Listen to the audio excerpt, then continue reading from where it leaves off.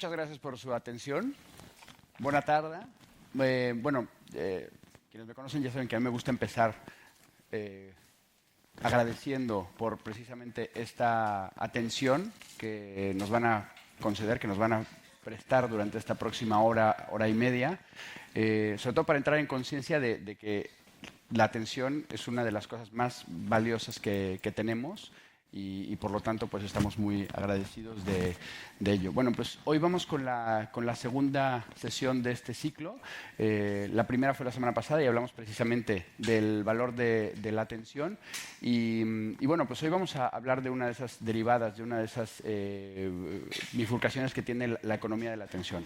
Para quienes no lo sepan, la economía de la atención es un concepto que se fundamenta en que nuestra atención es un recurso escaso y los contenidos son cada vez más abundantes. Nuestra atención es un recurso escaso, tenemos 24 horas de atención y eso no va a aumentar. Y los contenidos que ya se venían produciendo de forma analógica hasta el siglo pasado, con la irrupción de los medios digitales, tanto Internet como nuestros telefonitos que tenemos por aquí, ha aumentado de forma exponencial y bueno, y ahora con la llegada de la inteligencia artificial generativa ya ni les cuento. Bueno, eso es la economía de la atención. Entonces, les comentaba que la semana pasada hablamos de la economía de la atención y sus implicaciones como un gran negocio global. Y hoy vamos a seguir hablando de la atención como algo que ha sido determinante a lo largo de toda la historia.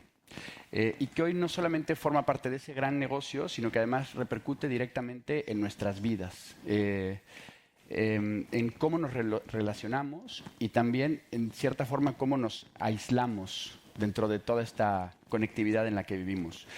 La economía de la atención combina alta tecnología con neurotransmisores que llevan con nosotros desde siempre.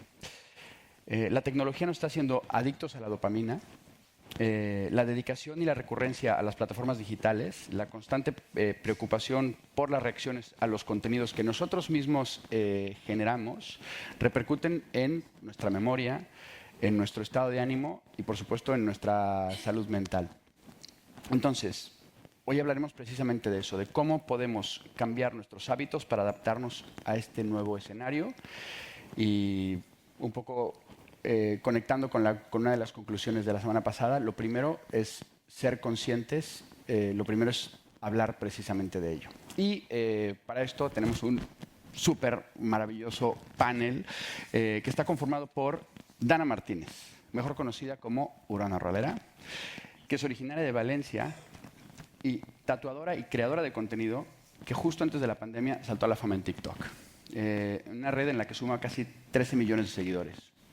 Pero lo dije bien, 13 millones de seguidores, que eso es más o menos, digo, es más que la población de Portugal o Grecia, ¿no? Para dimensionarlo un poquito.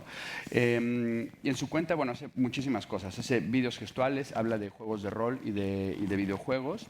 Y también habla de cómo ha vivido, por ejemplo, un autismo sin diagnosticar hasta 2021 y una depresión que también sufrió durante años. Urana Rolera, por favor, un aplauso. Dan.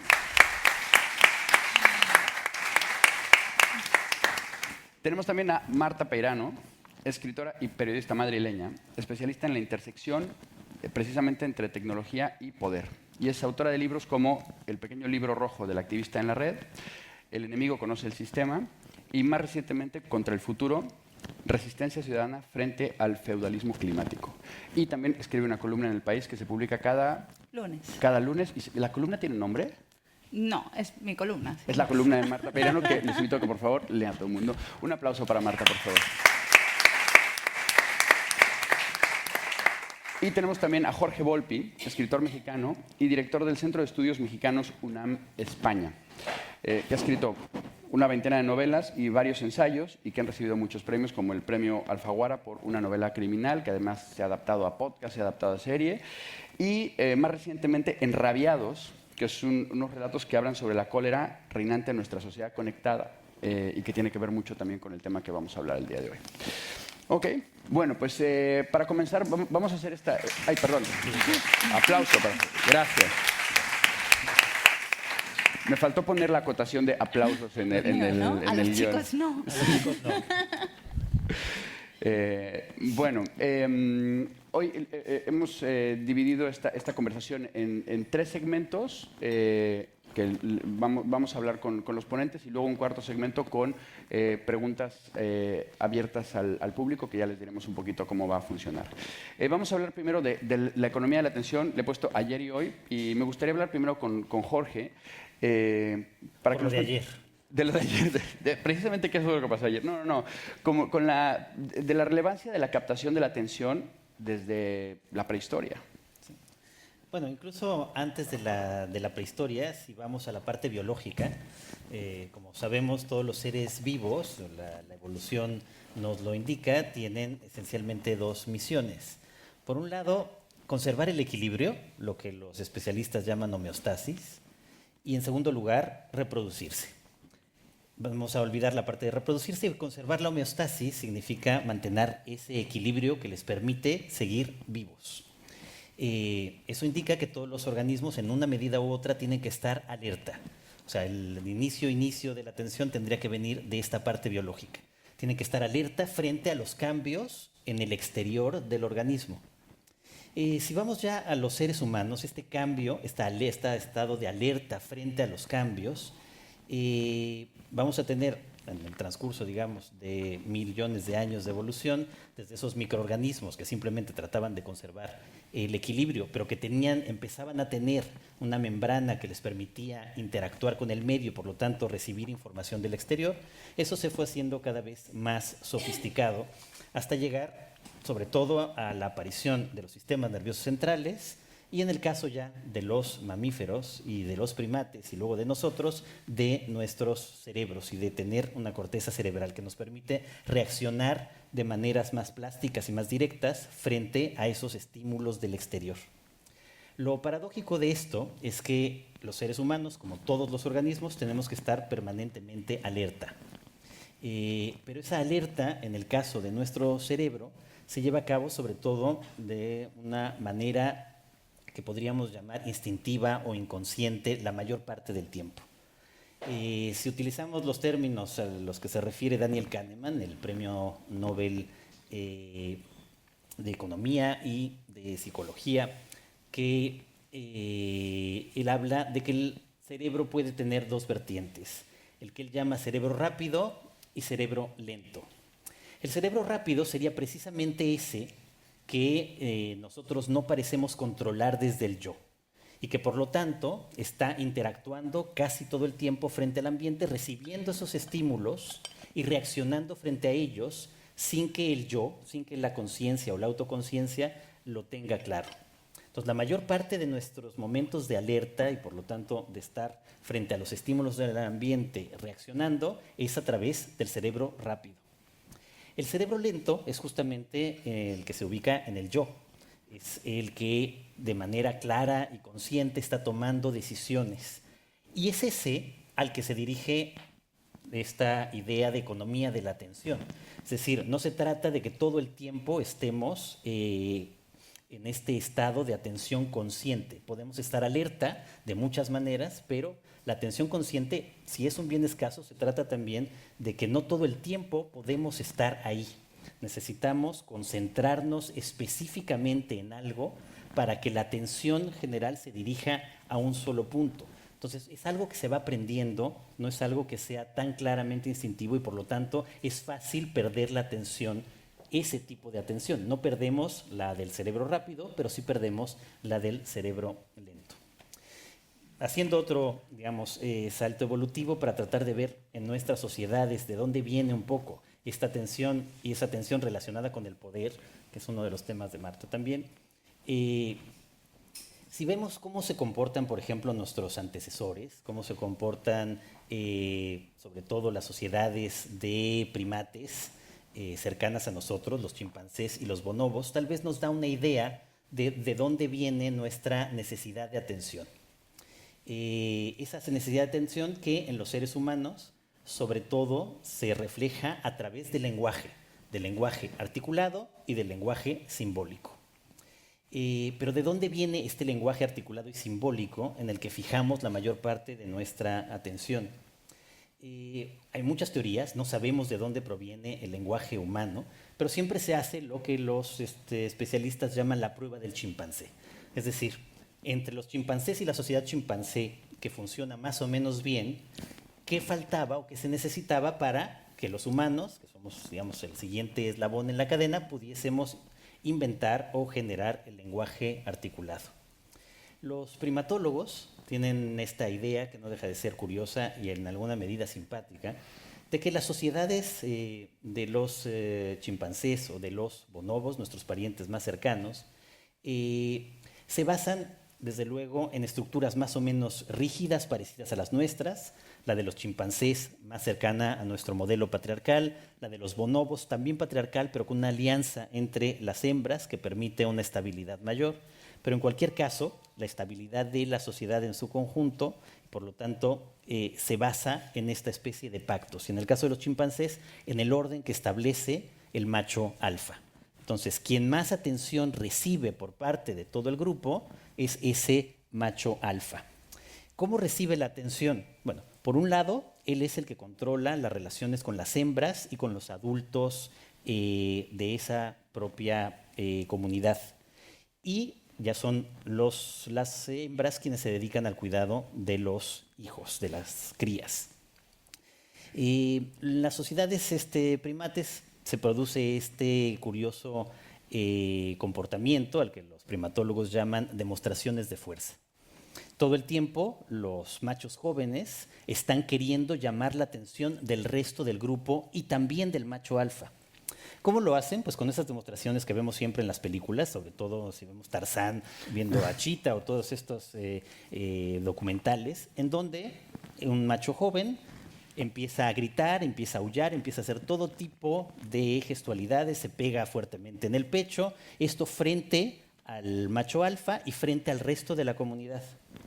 Es casi histriónico. Rara vez eso termina en una batalla con el macho alfa. Es una especie de desafío casi histriónico para demostrar, ganando la atención de toda la comunidad, que podría ser el recambio de ese líder que es el macho alfa. Cuando en efecto empieza a resquebrajarse ese orden, estos machos jóvenes, esas demostraciones de fuerza sí pueden terminar en peleas con el macho alfa. Son peleas también bastante ritualizadas. Los chimpancés son sociedades mucho más violentas que la humana, pero al mismo tiempo menos violentas en el sentido de que casi nunca se matan entre ellos, a diferencia de lo que pasa así con los humanos. Entonces las peleas son bastante ritualizadas, se muerden las orejas, se muerden las manos y crean una especie de espectáculo en donde finalmente va a terminar decidiéndose si el macho alfa se mantiene como el líder del grupo o no. Pero como vemos ahí, la atención es crucial en la construcción de los lazos y de los vínculos de las sociedades de los chimpancés y que se parecen mucho a las nuestras.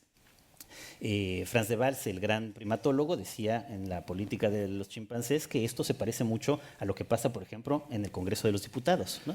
O sea, más o menos hay ahí alguien siempre que quiere llamar la atención, que quiere demostrar la fuerza y que por lo tanto necesita hacer una demostración de fuerza que se hace ahora ya no a través de esos ruidos y esos golpes, sino precisamente del lenguaje articulado. Entonces, todo esto, para concluir una primera intervención y no acaparar la palabra, indicaría que esa necesidad de atención también está muy ligada con la lucha por el estatus y por lo tanto por el poder en el seno de una sociedad, sea una sociedad animal chimpancé o sea la nuestra.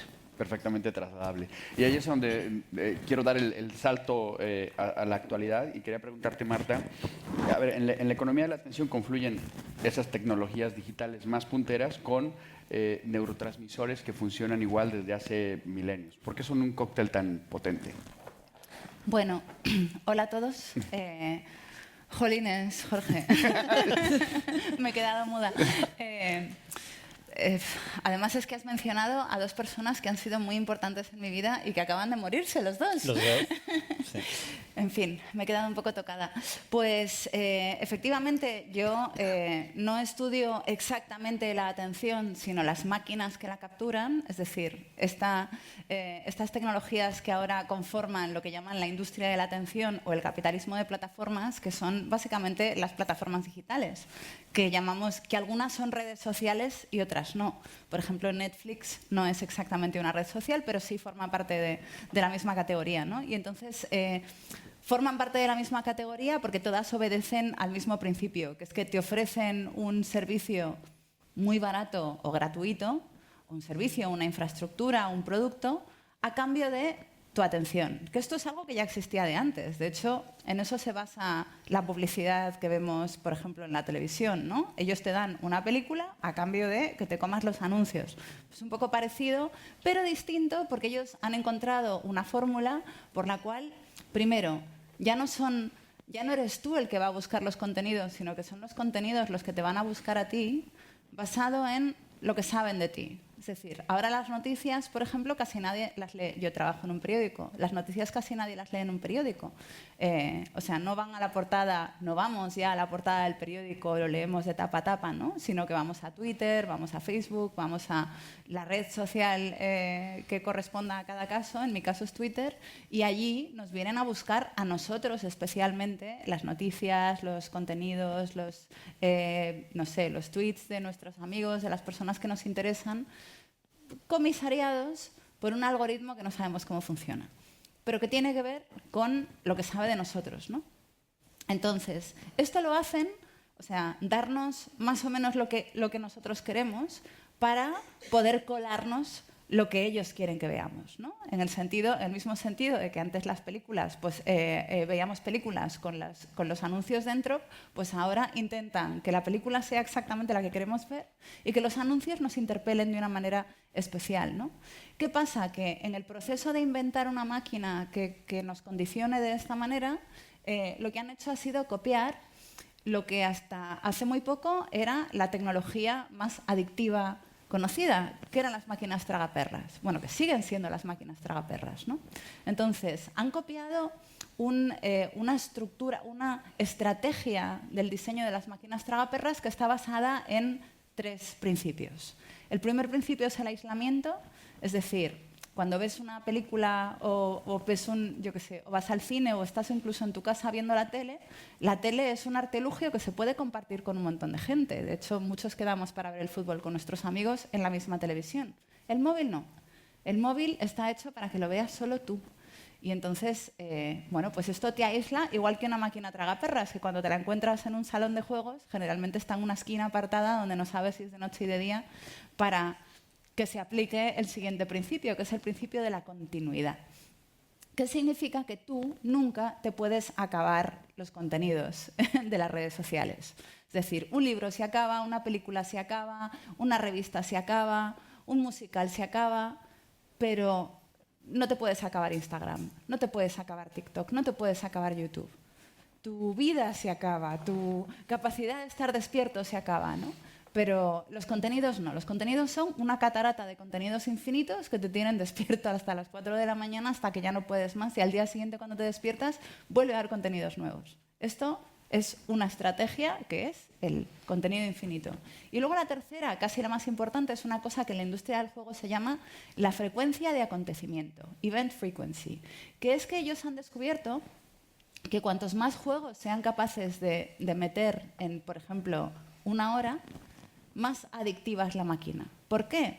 Porque cada juego, lo que ellos llaman un juego, que en una máquina tragaperras es el intervalo que ocurre entre que tú metes una moneda o pasas la tarjeta y activas un juego, le das a un botón y sabes si has perdido o has ganado, ¿no? Y salen las lucecitas y el din-don-din. Eso es un juego. Pues ese juego corresponde a un loop de dopamina, que efectivamente es un neurotransmisor que es muy especial porque, bueno, tenemos muchos neurotransmisores que son básicamente sustancias que se escupen las neuronas unas a otras para comunicarse entre ellas y establecer lazos.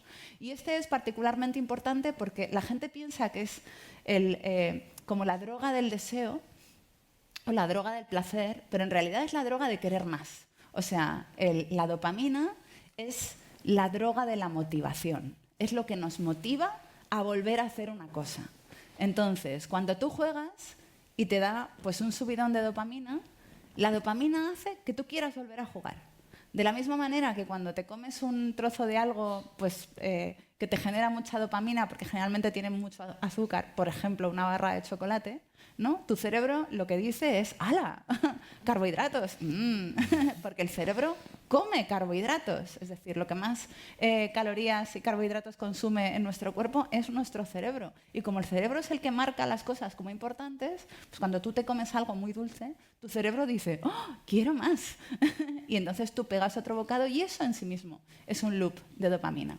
Entonces, este triángulo en el que tú estás aislado solo, sin que nada te interrumpa, hay un contenido infinito que en ningún momento te dice que pares y que ocurre de una manera muy, muy acelerada, en la cual cada vez vas recibiendo menos dopamina, porque la dopamina pues, le pasa como a otro tipo de drogas, ¿no? Que cada vez necesitas consumir más para conseguir el mismo efecto. Hace que tú estés repitiendo unos gestos que mecanizan, digamos, el hábito. Y eso es que ya me tengo que callar. Eso es lo del micrófono de... No es cierto. ¿Te imaginas? Sigue. O me electrocuta. Pues esto lo que hace es generar unos hábitos de comportamiento, que es lo que hace que cuando tú estás en cualquier situación de tu vida ahora mismo en la que no sabes qué hacer, como por ejemplo delante de un semáforo en rojo, o en un bar al que todavía no han llegado tus amigos, o en un intervalo de entre lo que sea y lo que sea, sacas el móvil y empiezas a desbloquearlo y a hacer cosas. Y la mitad de las veces ni sabes lo que quieres hacer. Tus dedos funcionan solos. ¿Por qué? Porque en ese entrenamiento dopamínico, en el que el contenido es infinito y tú vas jugando un juego tras otro, tus dedos han aprendido a hacer algo que ya no requiere que tu cerebro lo piense. ¿Y esto para qué? Para cautivar tu atención y que tú generes la mayor cantidad posible de datos para las plataformas digitales. No sé si esto responde a tu pregunta. Muy bien. Tenemos entonces ya los fundamentos de cómo funciona la atención, de cómo funciona la tecnología que capta y que se nutre de nuestra atención, y falta un elemento muy importante que son los contenidos. Entonces, Dana, yo te quería preguntar, primero, ¿cómo se consigue la atención de millones de personas desde prácticamente tu teléfono móvil? Yo me pregunté lo mismo cuando ocurrió. No, a ver, realmente es que, bueno, es muy cierto que ahora parece que TikTok es algo que ha estado ahí siempre, porque hay niños ya que se han criado con eso desde... Porque TikTok, bueno, ya venía de Musical.ly, pero sobre todo yo me acuerdo que salté a la fama, por así decirlo, 2019-2020, que, claro, pues pienso que había nacido mi sobrina y ella, al igual que pienso de, guau, ella nació ya en pandemia, que es algo que nos parece como súper loco, pues nació también con el TikTok. ¿Qué ocurrió? Que yo he de decir, primero que nada, que todo en esta vida es circunstancial completamente. Star Wars no habría triunfado tanto, siempre pongo el mismo ejemplo, si no hubiese salido en un momento concreto, con un contexto en concreto y tal. Pues en mi caso personal fue exactamente lo mismo. Yo pillé la plataforma en un momento en el que aún no había demasiada gente, porque de hecho era como para pringaos. Yo no quería ni reconocer que tenía TikTok delante de mi familia, aunque tuviera muchos seguidores, porque daba vergüenza. Y no estaba la visión de los creadores de contenido de YouTube y de otras aplicaciones, pero no como tal en TikTok. Yo, de hecho, yo me abrí mi perfil porque a mí siempre me ha gustado hacer teatro y había tenido que parar por trabajo, por pandemia, por mil cosas, y dije, guay, pues quiero hacer playbacks. Y encima pues me metí un poco a ver el mundo del cosplay, ¿no? Que es esta gente que va a convenciones y hace un traje de un personaje que les gusta y tal, y hacían vídeos, y dije, no tengo ni tiempo ni dinero para hacer esto, pues lo voy a hacer yo en mi casa. Y eso llamó mucho la atención. Llamó mucho la atención hasta el punto de que, pues como has dicho antes, yo ahora mismo tengo 13 millones de seguidores, pero creo firmemente que si empezara a hacer ahora lo que hice en aquel entonces, no tendría tantos, ni mucho menos. También tengo yo mi propio mérito, pero evidentemente todo es circunstancial. me has preguntado que cómo se consigue, pues estando en el momento correcto, en el lugar correcto. Pero vamos, que yo reflexionando también un poquito sobre lo que estaban ellos hablando, es muy real lo de que ahora mismo, bueno, yo me he alejado un poco de todo esto justamente porque yo soy una persona muy sensible ante estos estímulos, toda esta cantidad de estímulos que parece que entras en círculos viciosos completamente, además de estar literalmente miles y posiblemente millones de personas comentando sobre mi vida, sobre mi aspecto, sobre todo, pues sí que creo que hay gente que a lo mejor lo puede aguantar mejor o lo ven como el éxito, pero yo personalmente llego a un punto que de hecho a principios de 2023 mi salud mental era lo más nefasto que puede ser. Entonces yo me alejé y me alegro, me he tenido que alejar para volverme a acercar, pero vamos, que me alegro mucho de haber salido un poco de ese huracán de dopamina que hablaba nuestra compañera. O sea que... Claro, porque bueno, al tener tanto, o sea, primero, una generación muy constante y muy amplia y con mucha respuesta tiene que ser tremendo. Yo, o sea, lo veo en mi casa, ¿no? Los niños de hoy quieren ser youtubers o quieren ser tiktokers porque ven eso de, tengo muchísimos seguidores y luego además hay estos casos de éxito de que ganan muchísimo dinero, pero se habla muy poco de esa otra parte, ¿no? De esas otras contraprestaciones, ¿no? De cómo se gestiona ese impacto negativo, ¿no? Claro, yo he de decir que, bueno, como bien has mencionado antes, yo soy una persona autista y cuando yo empecé en esto yo no sabía que era autista. Yo sabía que yo tenía problemas, pero yo no tenía un diagnóstico claro. Tenía algunos diagnósticos, me habían dicho que sí TDA, que no sé qué. Entonces, yo lo llevé personalmente mal, porque además estamos hablando de que estas mismas aplicaciones te convencen o han ido... Ya no, incluso las aplicaciones combinadas con los usuarios, ¿no? Hemos creado esta falsa idea de que el éxito es eso, el éxito es tener muchos seguidores. ¿Para qué? O sea, yo rica no soy, lo digo ya. O sea, me refiero, como dice la Pantoja, ¿no? Si cada seguidor me diera una peseta, pero no me las da. Entonces, se ha creado esa falsa imagen de que el éxito es eso, de que muchas personas te vean. Digo, yo lo llevé personalmente mal.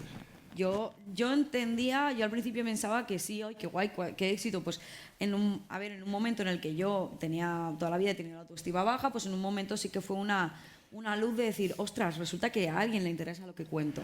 Y yo pues sí que creo personalmente que pude tener algo que llamara la atención. Pero pronto esa atención y esa fascinación por alguien que, pues eso, que llama la atención, se convirtió en totalmente vamos a seguir cada paso de tu vida y vamos a comentártelo y vamos a cuestionártelo y es como tener 1000 ojos apuntándote constantemente. Y yo desde luego ahí no veo el éxito. Claro, porque además hay dentro de este mundo de la atención, de la economía de la atención, hay un como santo grial que es la viralidad, ¿no? Sí. Y que todo el mundo dice, vamos a hacer un viral y vamos, no sé qué. Y hay una frase que te escuché decir en un podcast que es, sin hate no hay viralidad. O sea, sin hate, sin odio. O sea, que es también estas palabras molonas que se inventan. Hate es odio, ¿no? Y es tremendo, ¿no? Sí, es algo que he aprendido a lo largo de estos años. Ya me empezaba a dar rabia cuando cuando empecé y todo, siempre he intentado mantener los pies muy en tierra y sobre todo que yo tenía claro que estamos hablando de una aplicación muy rápida y así como, pues por ejemplo, YouTube, que es una aplicación más lenta, vídeos largos, tal, yo había visto, acababa de, digamos, la fama de los youtubers acababa como de caer y yo calculé, yo dije, bueno, a estos les ha durado 10, 15 años, esto va a ser más corto.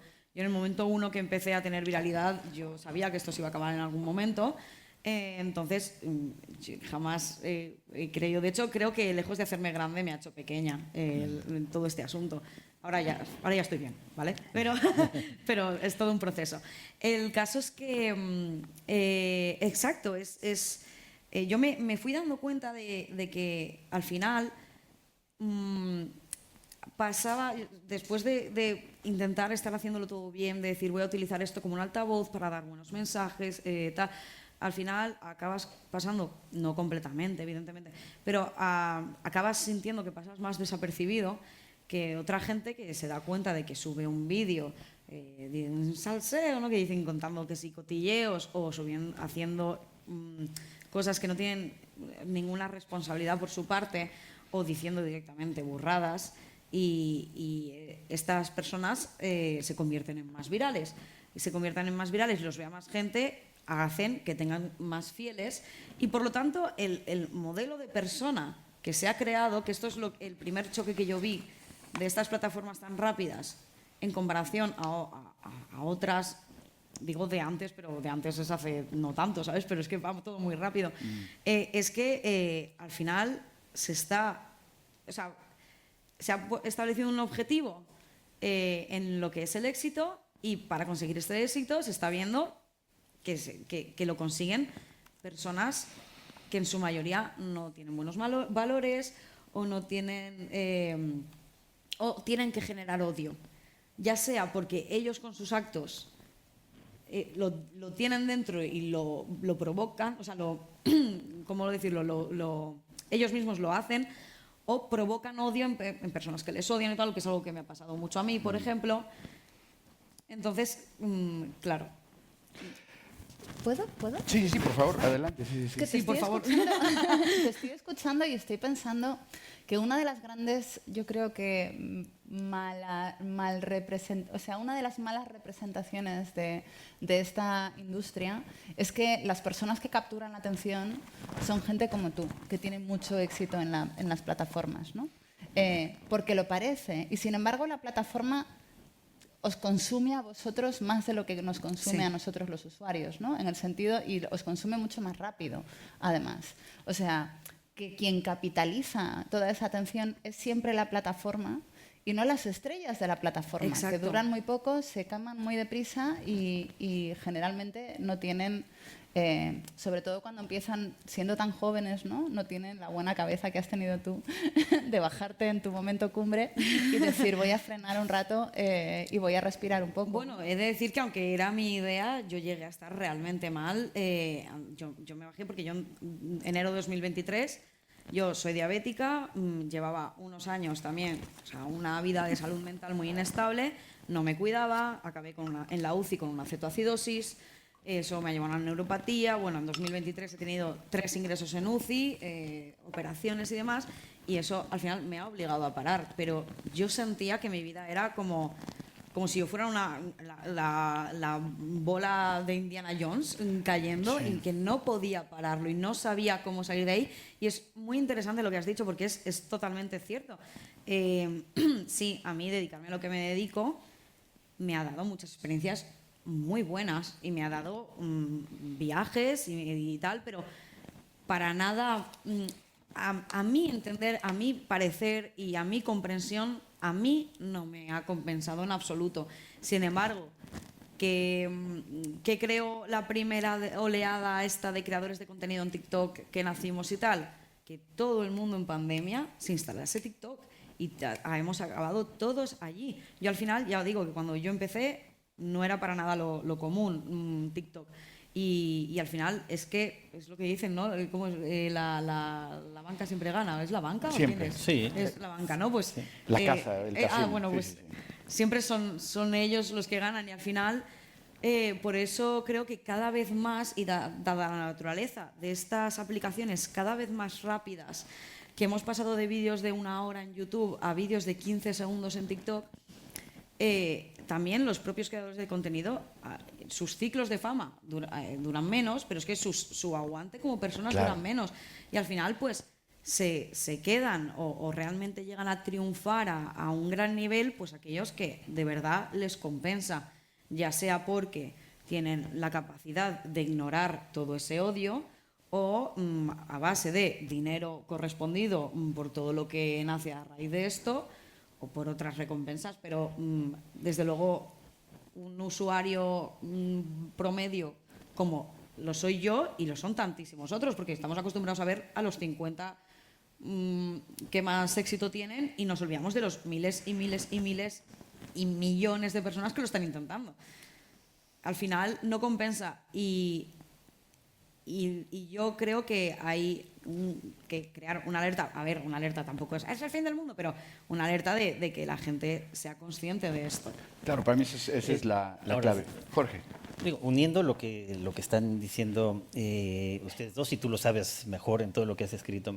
Bueno, lo perverso es el sistema. Lo perverso es que no solamente tú, sino que todos nosotros somos esclavos voluntarios de estas plataformas. Justamente con esta cadena de adicción a la que te has estado refiriendo tú, y además sumada esa cadena de adicción a la hipertrofia de la atención.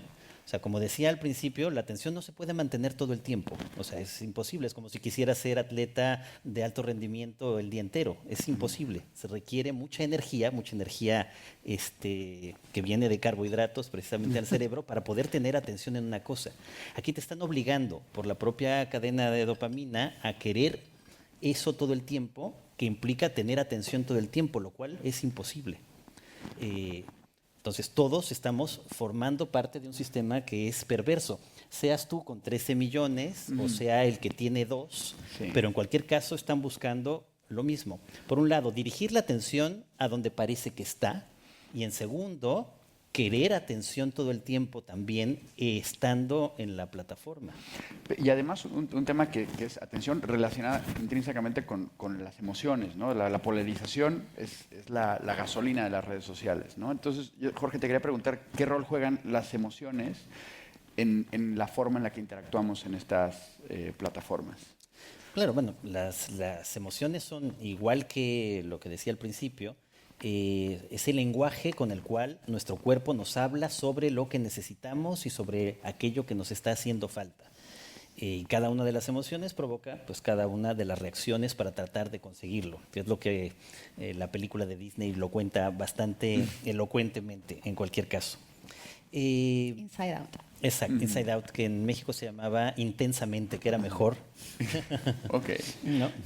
Pero sí, bueno, aquí era del revés. Aquí era del revés. Exacto. No sé a cuál irle de las tres. Intensamente. Intensamente, ¿no?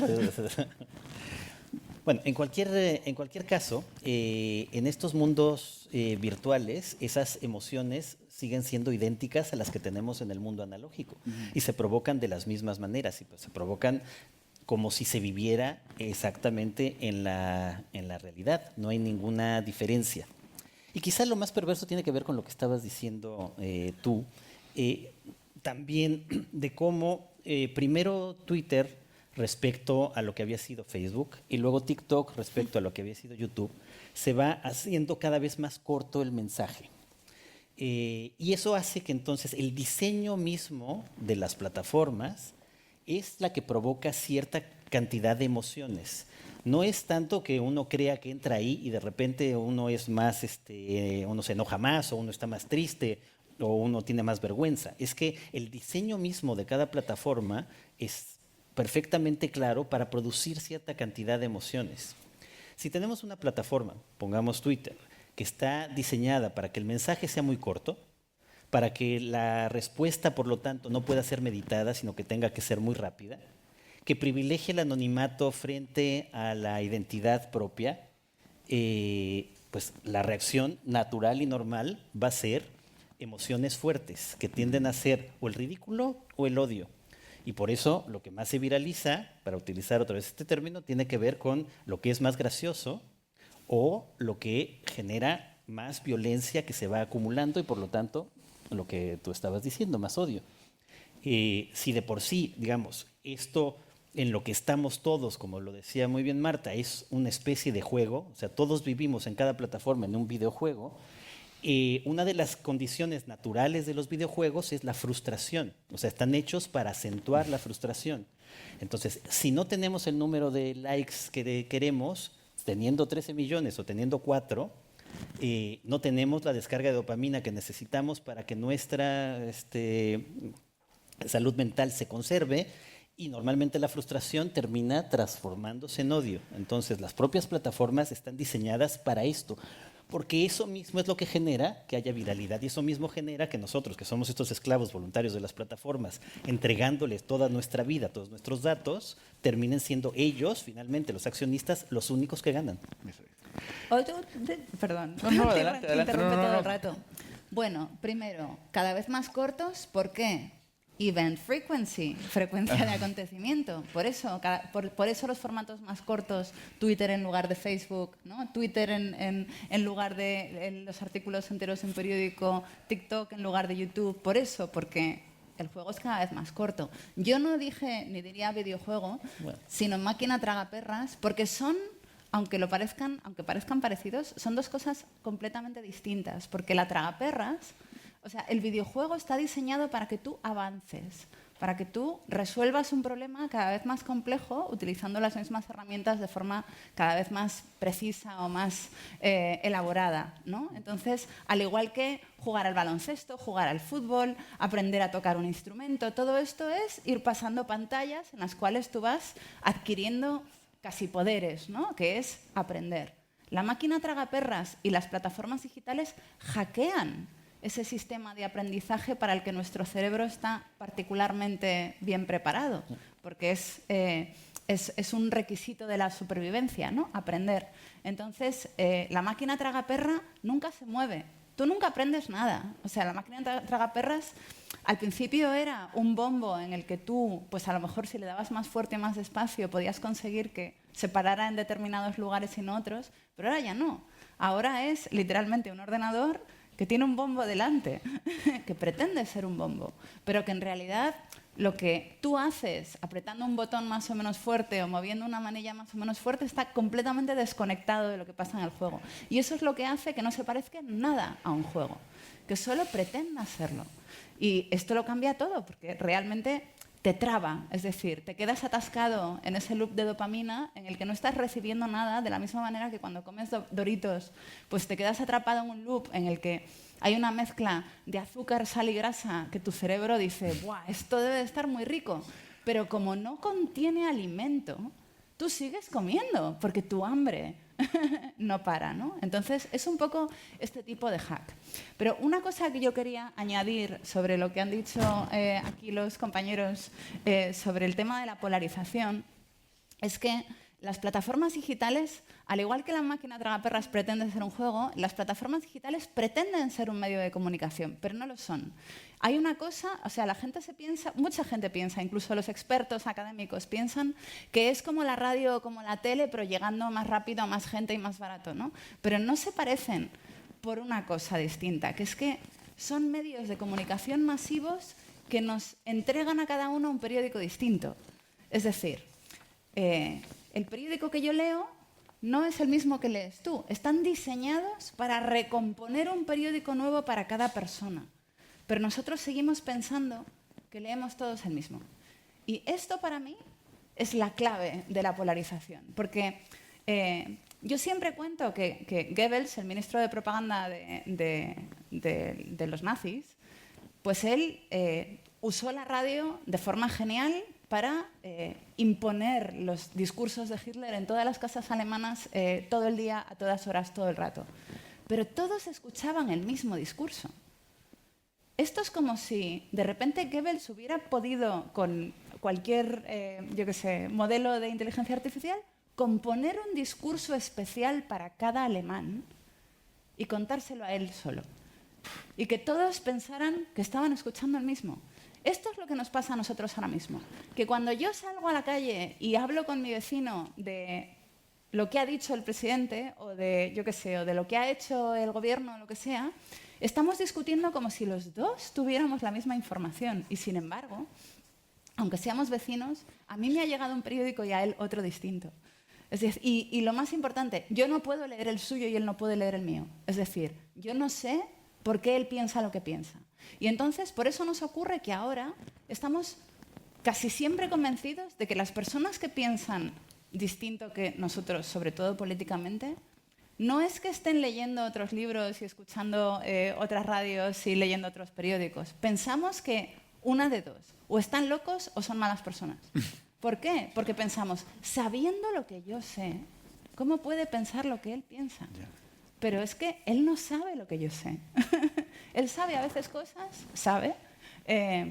que son opuestas a las que yo pienso que sé. Es decir, la polarización para mí es una condición que viene de no saber de dónde viene el otro y de no poder debatir un discurso, no poder debatir la realidad en la plaza pública porque la realidad ha sido fragmentada y ocultada. Y sumado, concuerdo con todo lo que estás diciendo, y sumado justamente que en ese modelo tú no quieres seguir a los que no piensan como tú. En ese modelo, lo natural es que tú sigas y escuches solamente las opiniones de quienes reciben periódicos, nunca idénticos, porque en eso tienes razón, pero al menos parecidos. Y eso hace esto, ¿no? Los americanos llaman echo chamber, ¿no? O sea, la idea de que solamente escuchas el eco de tu propia voz, ¿no? Oye, antes de pasar a las preguntas al micrófono abierto, me gustaría ver si podemos aportar algo de soluciones prácticas. Y me gustaría empezar contigo, Marta. O sea, al final de cuentas, detrás de estas pantallas tenemos a los mayores genios de Silicon Valley y de China también, ¿no? Diseñando estas aplicaciones que tienen este funcionamiento y que quieren captar nuestra atención la mayor parte del tiempo. ¿Cómo podemos luchar contra eso? O sea, me refiero, ¿cómo podemos medianamente defendernos, ¿no?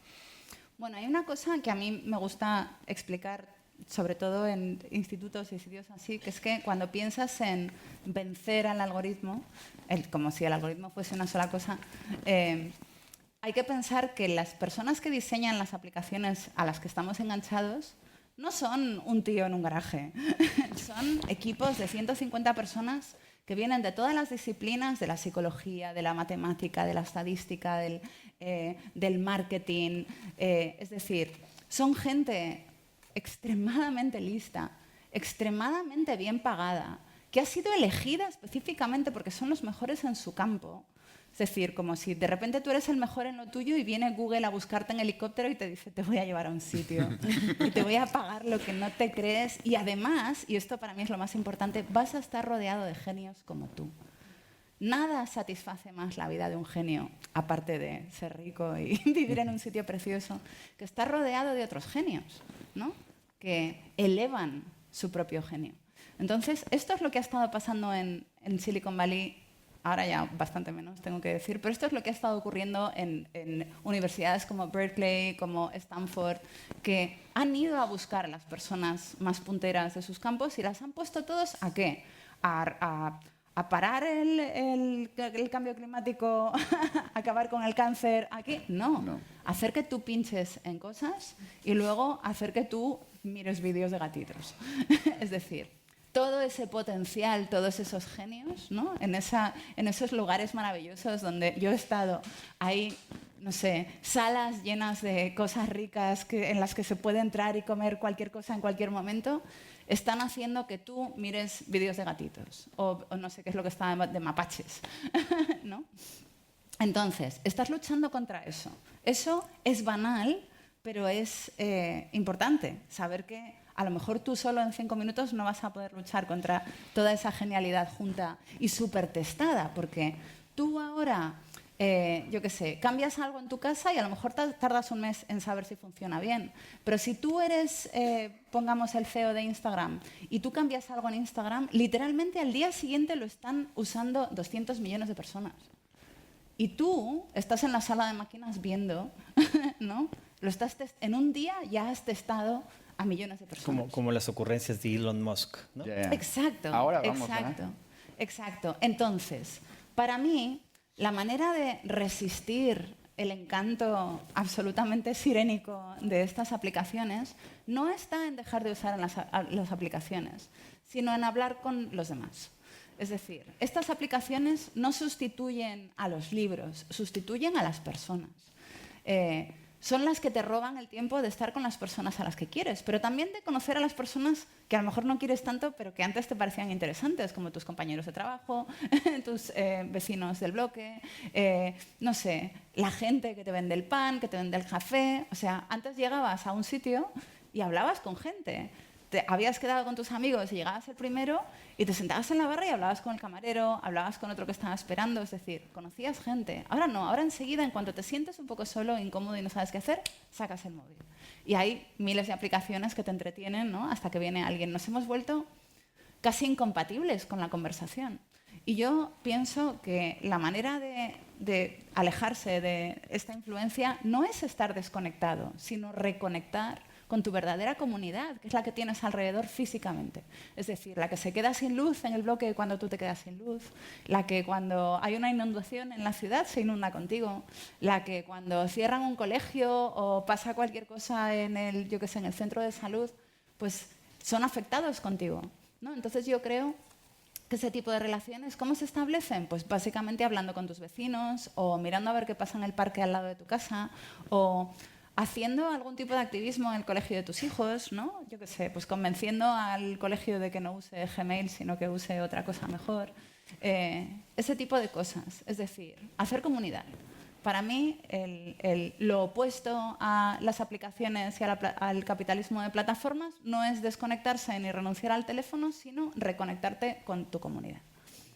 ¿Puedo añadir una pequeña cosa simplemente? Y vamos a ir contigo. Bueno, es más que nada por reiterar lo que has dicho, porque, bueno, vosotros dos sabéis un montón, habéis estudiado un montón, se nota, yo no, pero yo lo que tengo mucho es mi experiencia personal. Entonces ellos os pueden hablar desde el conocimiento, desde la historia, yo os puedo hablar desde mi propia experiencia. Y justamente yo, pues, cuando... Bueno, de hecho te lo comentaba antes, en 2019-2020, o sea, a finales de 2020 me fui a vivir a Madrid, ¿no? Pues la gran ciudad, ofertas de trabajo, muy bien. Y debido a la enfermedad que pasé el año pasado, volví a Valencia, que es donde yo soy. Y justamente yo en mi Twitter... últimamente he estado dando mucho ese mensaje que tú hablas de comunidad, porque yo he vuelto y ha sido tan fácil como que mi tía se ha ido al pueblo y he subido un momento a ver si se había dejado las luces encendidas y a ver si se habían dejado alguna ventana abierta y cosas así. Y qué importante es yo, ahora que me estoy mudando, tener a mis padres cerca para que me ayuden y poder quedar con amigos en una terraza a tomar algo. O sea, de verdad que me ha fascinado el cómo lo has dicho tú, que a mí en un tuit no me cabe, así que voy a necesitar grabarte para poder spamearlo, ponerlo cada 2 por 3 en mi perfil. Por otro lado, a mí también me gustaría por un momento ser, siempre tengo esta manía de ser un poco abogada del diablo. También, o sea, yo creo que en base a lo que tú has dicho, que me parece todo correctísimo, una vez hayamos hecho comunidad y una vez nos demos cuenta de lo que realmente importa a nuestro alrededor, que siempre estamos cada vez más frustrados porque nuestra casa no es perfecta, porque vemos 8.000 perfiles de casas perfectas, bueno, todas estas cosas, está el hecho de que, bueno, eso te lleva, el hacer comunidad y todo esto, te lleva a una autoconciencia y a un recorrido de introspección, toma ya, que lo que hace es poder utilizar las redes sociales para dar estos mensajes, que al menos es algo que yo he estado intentando. Sí, no te vas a viralizar precisamente, no vas a ser el más famoso, pero... es tan sencillo, pongo un ejemplito súper fácil porque esto es para no reducir, se me hace difícil. A mí con la operación que tuve en diciembre, una peritonitis con sepsis tal, pues una cicatriz enorme y enseguida pues amigos y amigas que tienen enfermedades similares como la mía me hablaron de lo difícil que es verse de repente con una cicatriz así.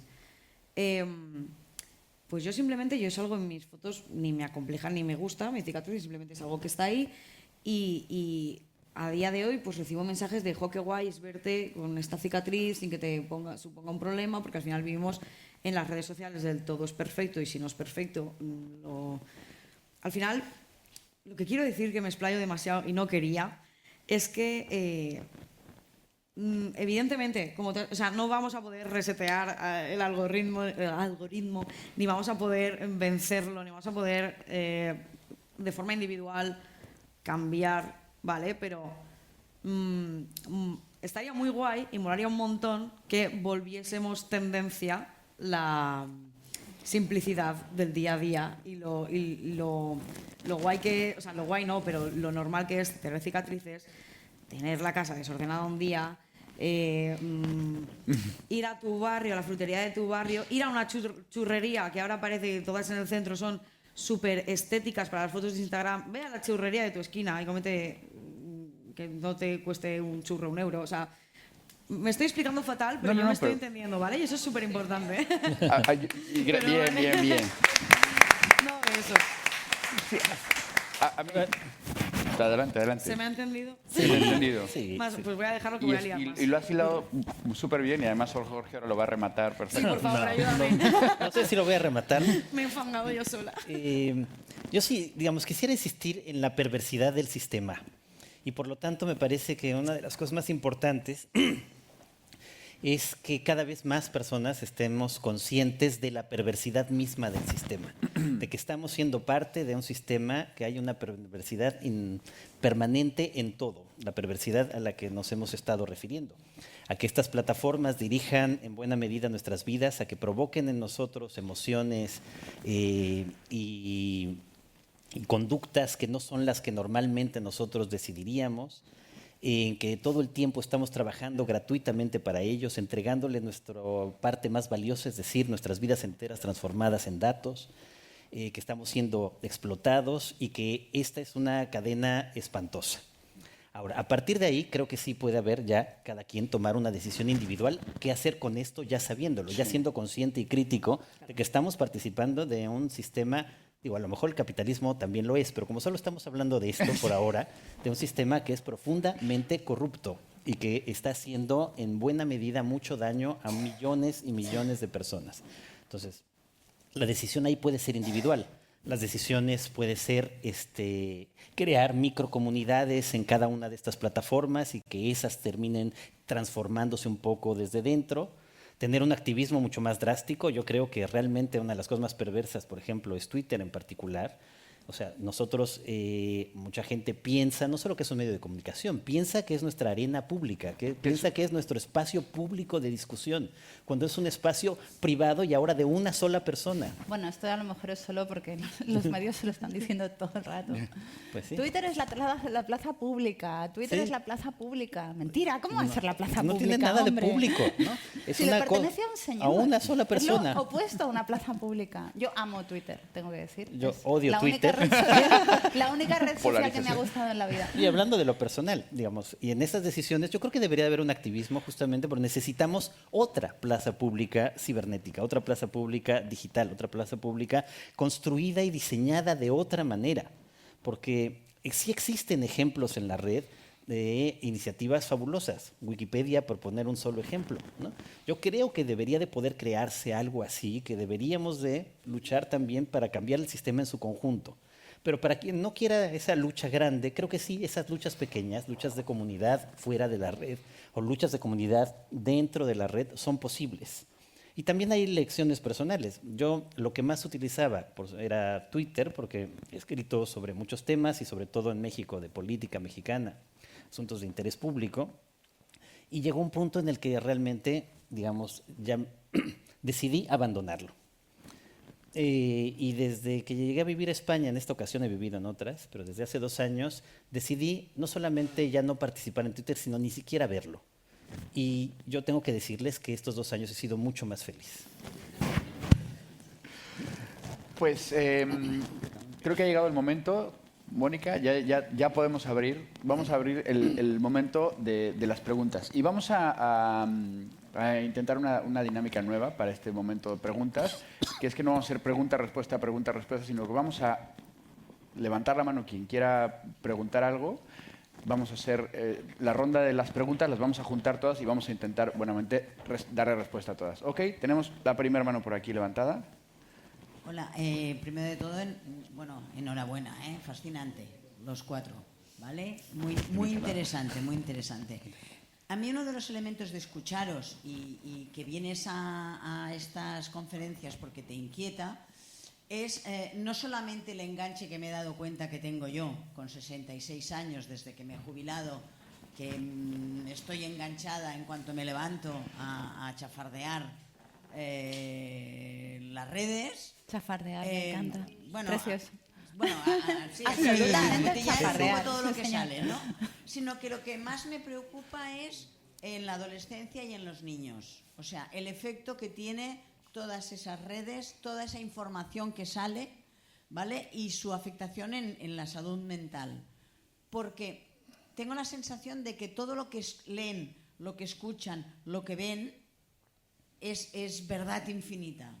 ¿Vale? Parece que porque ha salido en las redes es verdad infinita. Y cuantos más likes tenéis, que oye, que enhorabuena, yo desconozco si esos 13.000, yo creo que debe ser mucho, me suenan muchísimo, eso le da aún más valor, por lo tanto tiene más riesgo. Entonces yo creo que antes le preguntabas qué estrategias tenemos que hacer, no solamente la comunidad, también por ejemplo me mata ir a un restaurante o ir a una cafetería y lo primero que ves es que cada uno está todo el mundo con su móvil leyendo y mirando. Entonces eso ya no es comunidad, ya estamos haciendo mucho daño. Entonces, concretando, ¿cómo podemos combatir, sobre todo en adolescentes y en jóvenes, que es lo que más me preocupa, esa credibilidad a ciencia cierta de que lo que sale en redes es verdad absoluta, y cómo podemos irlo combatiendo y mejorar, pues eso, su salud mental? Ok, muchas gracias. Más preguntas. Bueno, entonces tenemos tema jóvenes, niños y verdad. Les voy a agradecer si pueden tratar de concretar las preguntas para poder dar voz a más gente. Por ahí atrás tenemos una... Buenas tardes. Mira. A mí hay un tema también que me preocupa, es toda esta cantidad de datos nuestros que tienen las redes, cómo se utilizan. Ok. Datos, niños y verdad. Eso es para ti. Eso es ya.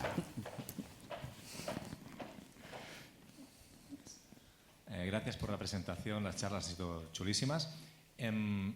Concretando, el sentido de la comunidad me ha encantado y me gustaría que elaboraseis un poquitín más los tres, y quizá entre los tres conseguís aquí una poción mágica, porque la gente joven ya no ha vivido esta comunidad, ya no la conocen, ya están comunicados, ya están conectados, pero a través del móvil. Y entender ese concepto, de ir al bar y hablar con el camarero, creo que les pilla un poco lejos. ¿Cómo podríamos reforzar ese sentido de comunidad con los jóvenes? Ok.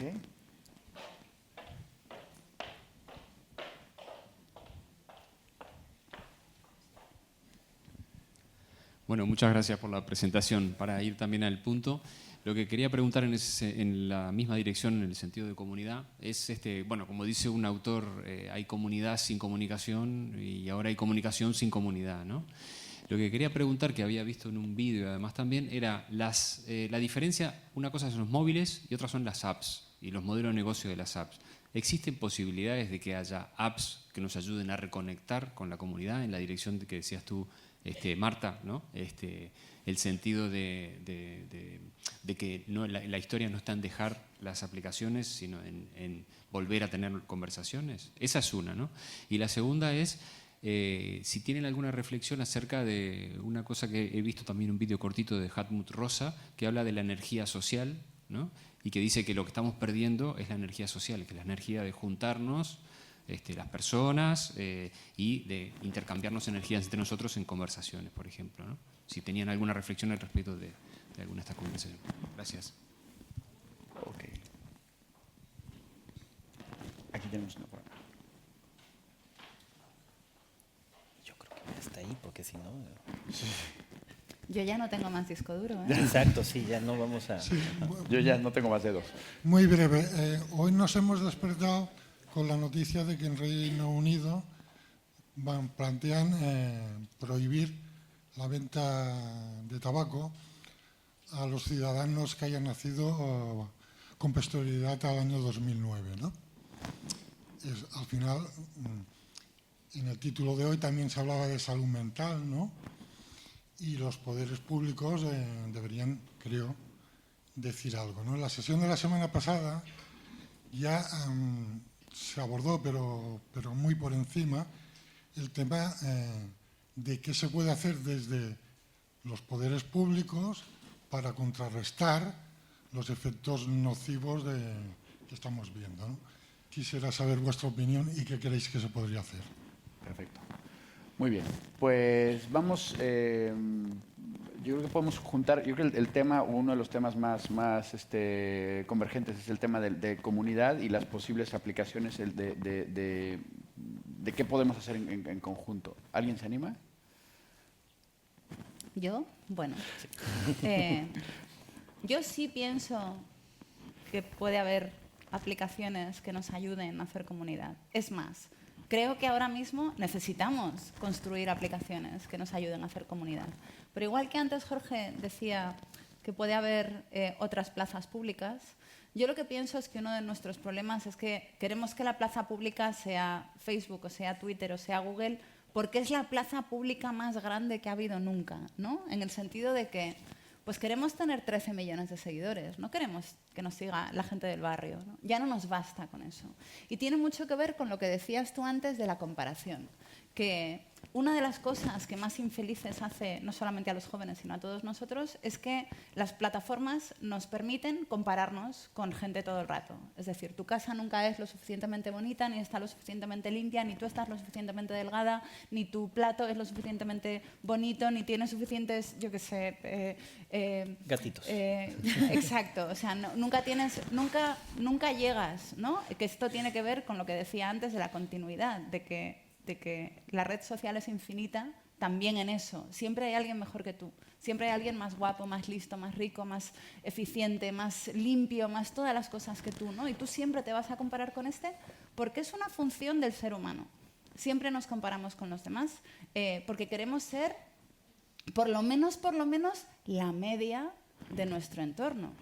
Es decir, no queremos ser ni la más flaca ni la más gorda de nuestro entorno. No queremos ser ni la más alta ni la más baja. Queremos ser gente apropiada. Y entonces la red social te rompe eso, porque el listón ya es infinito, ¿no? Nunca llegas. Entonces, este tipo de aplicaciones que están basadas en la comparación, y esto se ve porque cuando empieza la red social a funcionar de verdad es cuando le pone un número.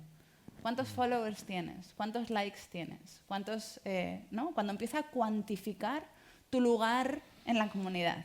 ¿Eres la más lista o eres la más tonta? ¿Eres la más guapa o eres la más popular? Es decir, en el momento en el que empieza a condicionarte de esa manera y a meterte en esa carrera, esas aplicaciones ya no nos valen para hacer comunidad, porque son aplicaciones competitivas que nos van a hacer siempre sentir mal. Y esto afecta especialmente a los jóvenes, precisamente porque cuando eres joven es el lugar, es el momento en el que tu ansiedad por desprenderte de tu familia original, ¿no? Y empezar a formar parte de una familia más grande, de tu familia social, de tu entorno, es mucho más alta. Entonces, bueno, pues ahora las plataformas, por ejemplo, están empezando a ofrecer la posibilidad de no ver esos números, ¿no? De no saber cuántos followers tienes, de no saber cuántos likes ha tenido un post. Probablemente tú puedas hablar más sobre eso, porque yo ni siquiera tengo TikTok, ya soy casi una anciana. Pero pienso que las aplicaciones que nos van a ayudar a hacer comunidad son aplicaciones que no cumplen esas estrategias de las que yo hablaba antes, ¿no? De aislarte, de darte un contenido infinito y de ser cada vez más cortas y más aceleradas para que tu dopamina cada vez esté más presente, sino que hagan lo contrario, es decir, que te devuelvan a tu comunidad, que te ayuden a juntarte con gente. Yo qué sé, pues antes teníamos Couchsurfing, ¿no? Y ahora tenemos Airbnbs. Son dos cosas distintas. El Couchsurfing te hacía conocer gente y el Airbnb, sin embargo, te hace no hablar con nadie, ¿no? Te dejan un candado con un código en la calle, tú lo abres y tal, y no tienes que hablar ni siquiera con la recepcionista de un hotel. Lo mismo con el Car2Go y con el BlaBlaCar. El BlaBlaCar, a mí me encanta coger el BlaBlaCar para ir a Galicia, porque siempre hago amigos entre gente a la que no conocería de ninguna otra manera. Es decir, gente de todas las profesiones, de todas las edades, de todos los lugares. Y sin embargo, si haces otro tipo de, ¿no? Si te coges un Car2Go o lo que sea, pues lo que haces es aislarte. Ya ni siquiera estás cogiendo el transporte público donde puedes estar rozándote con otras personas. Las aplicaciones que necesitamos son aplicaciones que se parezcan más al Couchsurfing que al Airbnb, que se parezcan más al BlaBlaCar que al te presto mi coche pero no estoy yo, ¿no? Es decir, aplicaciones que te reconectan con gente que no es como tú, que no ha sido elegida para ti, que no vota lo mismo que tú, escucha lo mismo que tú, viste lo mismo que tú, tiene tu edad, viene de tu barrio, forma parte de la misma condición, sino todo lo contrario. Ya. Okay. Ya. Perdón, que Oye, yo me no sé embalo. si alguien quiere agregar algo más. O vamos al tema, o vamos a... Bueno, yo sobre lo de los... Bueno, es que no me acuerdo de qué pregunta era. A mí yo te quería preguntar sobre el tema. Tú naciste ya con internet integrado desde que, ¿no? Sí, No, integrado, ¿no? lo lleva aquí. Exacto. ¿No? Entonces, Una antena. Me gustaría derivarte la pregunta de qué hacemos con los más jóvenes, con los niños que están creciendo entre todo esto. Pues mira, justo es algo en lo que yo he pensado mucho, porque yo cuando he hecho playbacks o tal en vídeos, yo sí que es verdad que a veces he hecho vídeos más enfocados, al principio sobre todo en plan, más enfocados o que les podrían gustar más a los niños. Yo veía que había vídeos míos que a mis sobrinos les encanta, pero luego de repente me ponía a hablar de mi vida y cualquier detalle, cualquier tal, de repente me comentaban, no digas esto que aquí hay niños. Entonces a mí esto me llevó a una conclusión. ¿Por qué? O sea, el peligro que yo veo ahora mismo, yo voy a hablar de TikTok, que es de lo que sé, pero o sea, a santo de que hay una aplicación que decide juntar a todo el público disponible y que les puedan aparecer los mismos vídeos a un niño de 6 años y a mi padre de 64. O sea, me refiero, no me cabe en la cabeza, tampoco me cabe en la cabeza que un niño pequeño, que los hay, vea solo el TikTok. Entonces, se me ha ido el santo al cielo completamente, pero lo que iba a decir es que tenemos que, yo creo que la educación, voy a reformular un poco lo que quiero decir, que creo que me lo he estructurado mejor en la cabeza.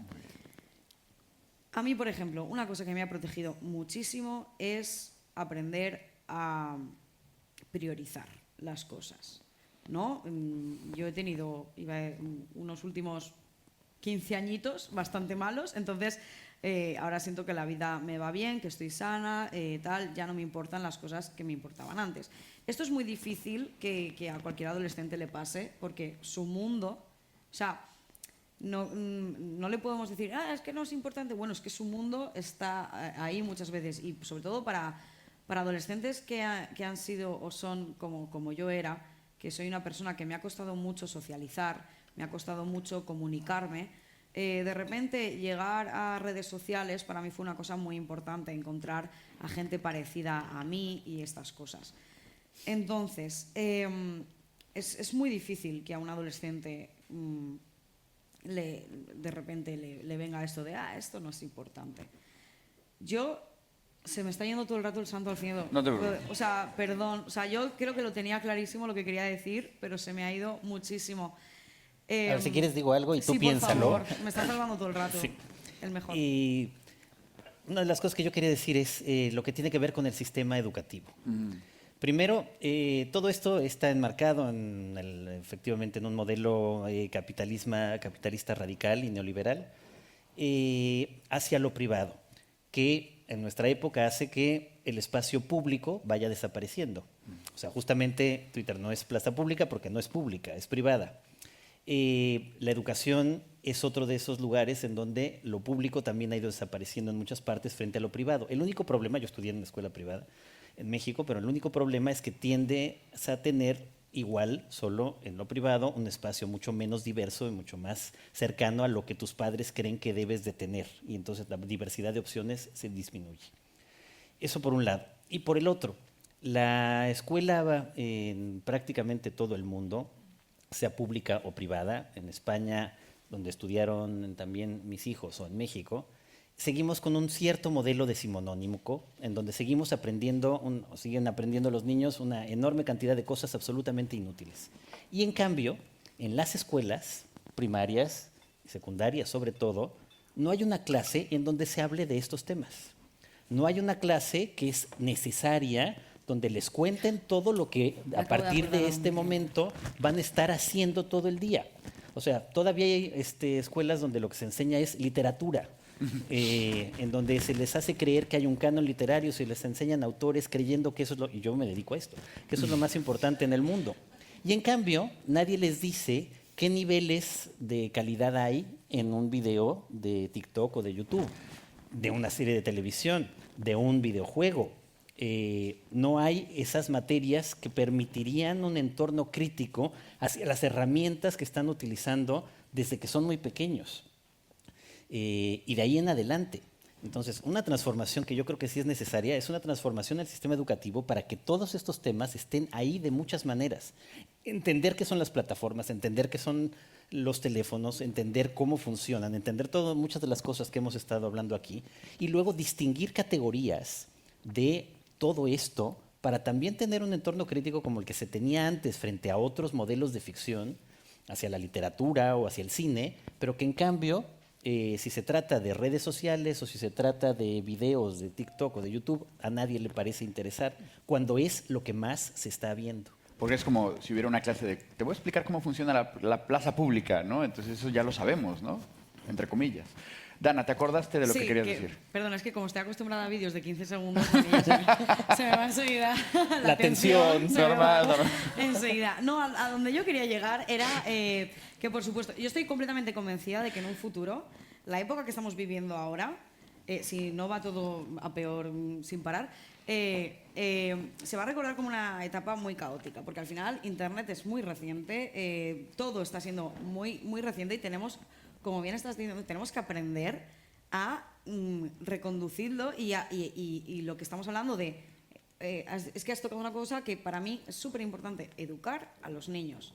Pero ¿cómo vamos a educar a los niños si los adultos estamos descubriendo ahora cómo funciona? Yo de verdad siento, recientemente, os puedo decir, hace 6 meses que me he quitado un peso de encima de que, ostras, todo esto que yo le daba una importancia ya no la tiene. ¿Cómo va a estar, cómo van a estar los profesores, los padres, si ellos mismos están dentro de esa rueda, no se dan cuenta de todas estas cosas y no pueden educar a los niños? Porque estamos en un mundo que ahora mismo está lleno de influencers exponiendo a sus hijos a redes sociales. Está habiendo madres famosas que ganan, que su contenido es publicar cada resquicio de la vida de sus hijos desde que nacen. Y ahora está llorando en el médico. O sea, estamos hablando del derecho a la intimidad de los menores. Es un asunto muy importante que yo quiero luchar para que se vaya cortando de raíz, que esto se pueda hacer. Entonces, claro, ¿cómo van a crecer esos niños? Es que antes era un poco el tienes derecho a la intimidad, ahora es un poco ¿sabes que tienes intimidad, por favor? O sea, tenla. No hace falta que estemos sabiendo cada detalle de la vida de todo el mundo y exponiendo cada detalle de nuestra vida. Eso es lo que quería decir. ¿A que parece que no? Pues en mi cabeza está bailado. Hilo. Bueno, nos quedan un poquito más de 10 minutos y nos quedan 2 temazos, que darían para casi un ciclo nuevo, guiño. Datos, ¿qué tienen que ver los datos con todo esto? Y el tema de la regulación. ¿Les parece si hacemos datos-regulación? O bueno, si quieren, ¿no? Vale. Datos va teledirigido Yo, a ti. antes de empezar con los datos, quiero añadir una última cosa a la que acaba de decir Dana y Jorge, que efectivamente necesitamos que la educación mediática entre en las escuelas, sobre todo en las escuelas públicas, pero yo creo que el primer problema que tenemos que resolver en ese sentido es que ya desde mi generación la manera de trabajar temas informáticos o temas Internet ha sido instalar Windows en un ordenador del colegio y enseñar a todo el mundo a utilizarlo, ¿no? Y yo, que vengo del software libre, pienso que este es el error que nos lleva hasta aquí. O sea, yo no creo que debamos enseñarle a los niños lo que son las aplicaciones, porque ya saben lo que son, ¿no? Son grandes consumidores de las aplicaciones, sino que tenemos que enseñarles a hacerlas.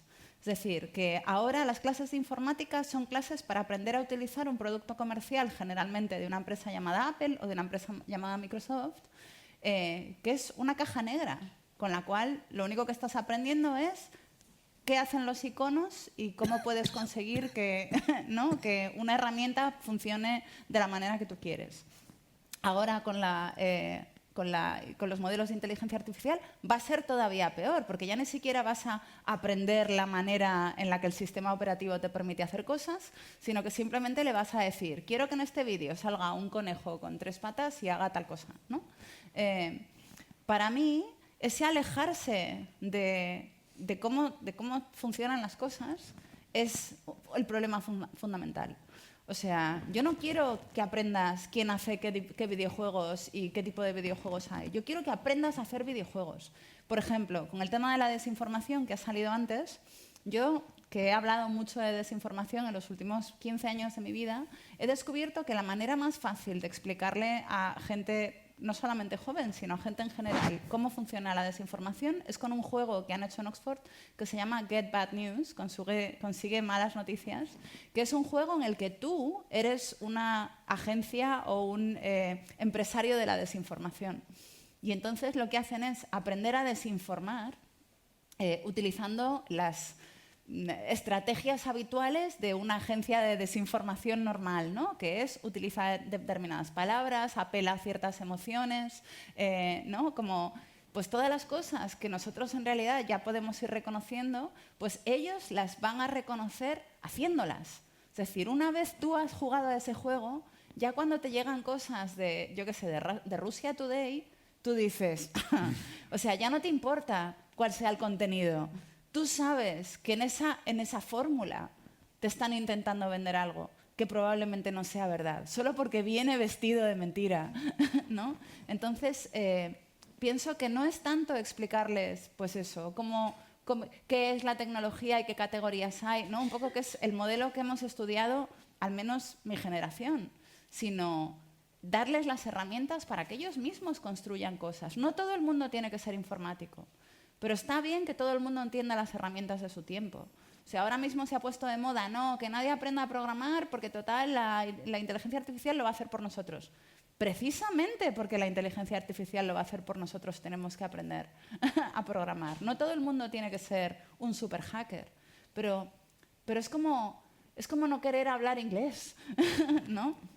Cuando hay una lengua que domina el mundo, es importante que los niños la aprendan. Aunque solamente sea para poder manejarla cuando les llega, para poder modificarla a su antojo, para poder obligarla a hacer las cosas que ellos quieren, en lugar de ser obligados por la herramienta a hacer las cosas que quiere la herramienta. O sea, esto para mí es crucial. O sea, la educación mediática para mí es eso, no es lo otro, sino que aprendan a hacer herramientas, a hacer sus propias herramientas, no a usar las de las grandes empresas tecnológicas. Con respecto a los datos, bueno, esta industria que llamamos de las plataformas y que entra dentro del conjunto del capitalismo de la vigilancia y el capitalismo de los datos, es una industria que captura datos porque son básicamente plataformas publicitarias, ¿no? Entonces está la idea, que no tiene por qué ser cierta, de que si yo lo sé todo sobre ti, entonces sé lo que te tengo que vender y sé cómo vendértelo, ¿no? Entonces lo que hacen es vender, digamos, paquetes de ojos a distintos productos y a distintos, no sé, organizaciones, ¿no? Es decir, por ejemplo, yo soy un político con determinadas aspiraciones y pienso que mi votante tiene estas características. Bueno, pues yo soy Facebook y tengo un paquete de votantes que corresponden a esas características, ¿no? Que tú no tienes por qué saber quiénes son, pero yo sí, porque llevo observándoles desde hace 15 años y sé exactamente quiénes son. No sabemos si funciona, sabemos que es malo. ¿Qué pasa? Que que pensamos que esas plataformas tienen los datos que nosotros les damos, que son muchos, porque ya solamente con llevar una app en tu bolsillo le estás diciendo a la empresa que ha hecho esa app y a la empresa que ha hecho el teléfono y a la empresa que ha hecho el sistema operativo donde está el teléfono, es decir, ya 3, le estás diciendo dónde estás. Y ya solo con que sepa dónde estás en cada momento ya sabe dónde vives, dónde trabajas, a qué colegio van tus hijos, dónde te gastas el dinero, dónde comes, dónde compras, etcétera, etcétera, etcétera, ¿no? O sea, ya solo saber dónde estás en cada minuto del día ya te dice quién es una persona. Con quién te relacionas, con quién te vas al cuarto de la fotocopiadora a escondidas, todo. Estos son los datos que tú le das. Además de los datos que tú le das, están todos los datos de todas las personas que hay a tu alrededor que también tienen. Es decir, que están tus datos individuales, están tus datos estadísticos de cómo funciona una persona, por ejemplo, de 40 años que vive en el centro de Madrid, que se dedica al periodismo, etcétera, etcétera, etcétera, ¿no? Los datos colectivos que tú le das, y de esa combinación ellos infieren cosas. Ellos infieren que si tú tienes determinadas características, aunque no sepan exactamente de ti que vas a querer o que vas a desear o que vas a hacer ciertas cosas, lo saben de manera estadística, porque la gente como tú suele querer, suele hacer, suele, ¿no?, actuar de esta manera. Entonces, ¿por qué es tan importante? Pues, por ejemplo, el Brexit. Facebook fue crucial para el Brexit porque lo que consiguieron fue: si tú eres un partido político, generalmente tú sabes quién te vota. ¿Por qué? Porque queda registrado. Y entonces tú tienes una lista de la gente que te ha votado y ya sabes que tienes que ir a publicitar tu producto, ¿no?, tu ideología, tu candidatura, tu proyecto, lo que sea, a esa gente. ¿Qué pasa? Que había un montón de gente que no había votado nunca. Gente que estaba fuera del sistema. Es decir, gente que pensaba que votar no les servía para nada porque tanto si sale la derecha como si sale la izquierda, a mí me va a ir mal igual. O sea, gente fuera del sistema, antisistemas de verdad. ¿Qué pasa? Que no votaban, pero tenían Facebook. Y entonces Facebook los encontró. Esta es una de las grandes revoluciones de las plataformas digitales como medio de propaganda política, que han ido a encontrar y a convencer a gente que antes no estaba absolutamente interesada en política. Y han ido a decirles pues, cosas que les interesaban más, como por ejemplo, van a venir los turcos y van a violar a tus hijas, o te van a quitar el té de las 5, o van a prohibir, yo qué sé, el himno nacional, o estas cosas que se inventa la propaganda política. Y eso sí les importaba. Y entonces sí que fueron a votar. Y votaron por el Brexit. Para eso sirven los datos. Y luego hay grandes empresas que compran todos esos datos y los reempaquetan. Por ejemplo, compran todos los datos que tienen todas las plataformas y todos los supermercados donde tienes una tarjeta de puntos y todos los lugares donde vas dejando datos, por ejemplo, las tarjetas de crédito, y los empaquetan todos para determinadas industrias. Por ejemplo, los empaquetan para la industria farmacéutica, sobre todo para los seguros, ¿no? Los seguros saben cosas de ti que no deberían poder saber. ¿Por qué? Porque hay empresas que se llaman brokers que hacen eso. Los empaquetan para grandes empresas que contratan gente, empresas de recursos humanos globales. Bueno, pues van a ir a buscarte y van a esquivar a la gente que tiene problemas mentales, que se coge la baja cuando tiene la regla, que está a punto de tener un hijo, ¿no? Como todas esas cosas. Para eso sirven los datos. Muchas gracias. Toma agua, por favor. Jorge. Trataré de ser muy rápido en la parte de regulación que me estabas diciendo. Sí. Bueno, el problema del capitalismo de vigilancia, ¿no?, del que hemos estado hablando, es que, digamos, el modelo de Silicon Valley, que terminará siendo el que predomina, da la impresión de que no tiene ideología, pero eso solo esconde otra ideología. Finalmente, es un modelo que nace de un entorno libertario y profundamente antiestatal. Entonces, esto conforme va creciendo, van creando estos conglomerados enormes que son mucho más poderosos que los estados en muchos sentidos. Entonces, claro, el problema de regularlo se va volviendo cada vez más difícil. Son demasiado grandes para caer como antes eran los bancos, pues ahora son las grandes empresas tecnológicas por lo que representan. Y al mismo tiempo están naturalmente en contra de lo estatal y en contra de la regulación. O sea, de ser por ellas, esta ideología de fondo libertario haría que las plataformas estarían en todo el planeta y no tendrían casi ninguna regulación, excepto la autorregulación que ellos se dan. Que eso es la utopía, digamos, del modelo de Silicon Valley. Luego veremos cómo incluso en China se puede hacer ya esto, pero en lo contrario, en poder controlar estatalmente estas mismas plataformas. Pero bueno, en cualquier caso, la regulación se está volviendo profundamente difícil. Primero porque el entorno en Estados Unidos, que es de donde son la mayor parte de las empresas tecnológicas, es para protegerlas a ellas, más que para regular su comportamiento en el resto del mundo. Y porque Europa, que es el único otro polo, tiene que oponerse a las políticas globales de Estados Unidos y de estas grandes empresas para tratar de hacerlo. Los otros países es cada vez más difícil. Y cuando regulan, lo único que regulan es para limitar la libertad de expresión en el fondo. O cuando se regula es para proteger quizá lo que en todo este entorno, no es que no sea importante, pero en este entorno quizás sea lo que menos, que es la propiedad intelectual o los derechos de autor. Frente a todo lo demás que está provocando, digamos, el capitalismo de vigilancia que significa este modelo al que estaba refiriéndose Marta anteriormente, de qué es lo que está haciendo realmente con nosotros.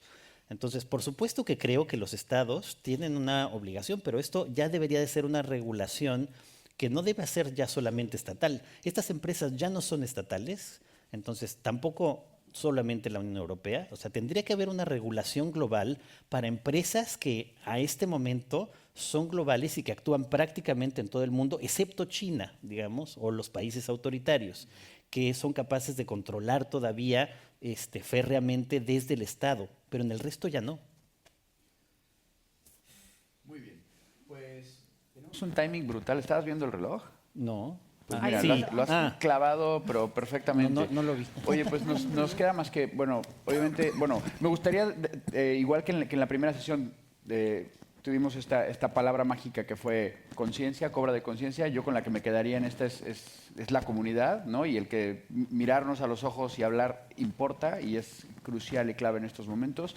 Y por supuesto darle las gracias Marta, Jorge, Dana y a todos ustedes. Muchísimas gracias por venir, muchas gracias por su atención.